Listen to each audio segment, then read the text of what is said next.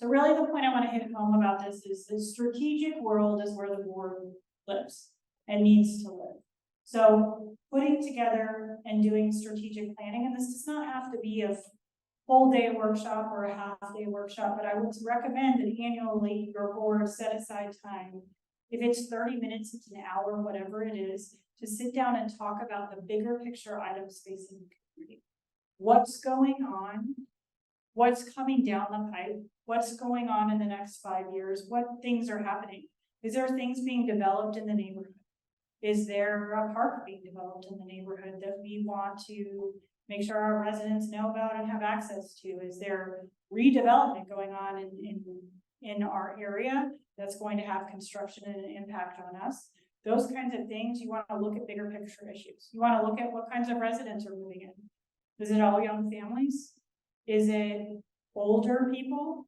Is it all the first generation people who bought in our brand new community are selling and now it's turning over and we're getting our second generation of residents? And if so, what do those residents look like? And how do we engage those? Because having those kinds of information and data will help you determine what kind of events you want to plan for your community. How often do you need to be meeting? Do you need to meet more frequently? How do you need to meet? Is it all virtual?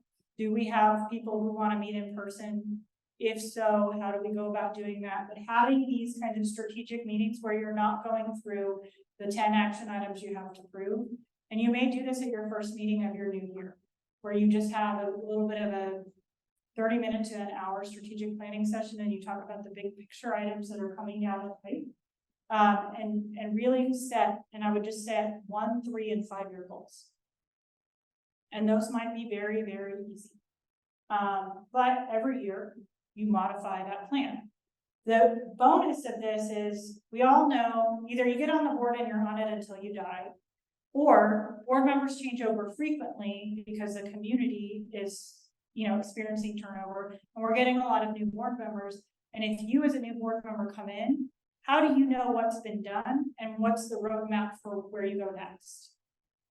And as what your manager needs to know. If you've just, joined HOA Strategies, and how do you tell your manager what your plan is? It's the strategic plan and what's important from a priority perspective. We do appreciate you here at HOA Strategies, the ability we have to work with each of you. So thank you for attending today.